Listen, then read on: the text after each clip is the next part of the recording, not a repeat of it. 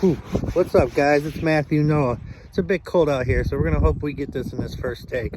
All right, so out of high school, my first job was working at this car dealership, and I got this job through a buddy of mine who also got another buddy of ours the job, and there was a couple other cool people that we ended up being friends with. It was a cool crew of people. Everybody was charismatic, had great personalities. One of those jobs, few jobs I've had in my life where I couldn't wait to get there just to talk to everybody, talk about what we did over the weekend. Most of them I was with over the weekend anyways, but great job. So the owner slash manager of this place, his name was Rich, and fitting name because he married into a rich family. His wife, her father, so his father-in-law, owned a bunch of car dealerships, so he gave him this car dealership, you know, after he married his daughter. So we're working whatever, and how do I explain Rich?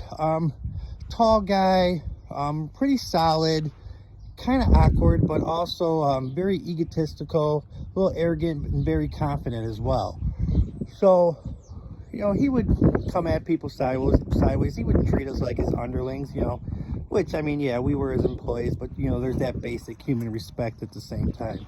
So, all right, let me get into the first firing. So the buddy that got us all the jobs, he had enough of him one day, and we're back there. It's about closing, and he's just going off on him. And there's some guy we don't know there out of the blue just back there with us. And I can't remember what the guy was doing, but he's kind of like laughing at like my buddy going off, snapping off on him. And I just didn't say nothing. You know, I just found it kind of weird that this guy was back there out of nowhere. And go figure, this guy was related to Rich. So I told you guys we were close to closing. Well, before the day was over, my buddy was fired. So, and Rich, he came up to me too, and he was just like, yeah, I heard you didn't have anything to do with it. You didn't talk any smack. I'm like, yeah, that's just not how I get down. In reality, I just, you know, I knew something was up, and I've been a part of plenty roast sessions. I mean, we all roasted the guy, but, you know, just something was different that time. All right, so let's get to the next time a buddy of mine gets fired. We used to smoke the greenery or whatever. I used to partake, and it was a Saturday. That's when they sell the most cars.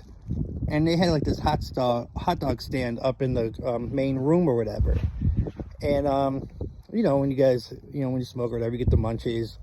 So my one buddy, we went up there once for like lunch, and then he went up there again, and then I don't know what he was thinking. He went up there a third time to get some more hot dogs, and I guess Rich gave him a little bit of lip over it, and he didn't appreciate it. And I guess there was, you know, a few exchange of words. From what I heard from the, you know, car salesman about the story, there wasn't too much in it, at least from my buddy's side. I guess he just gave him a few slick words, and that was it. But half hour later, he was gone.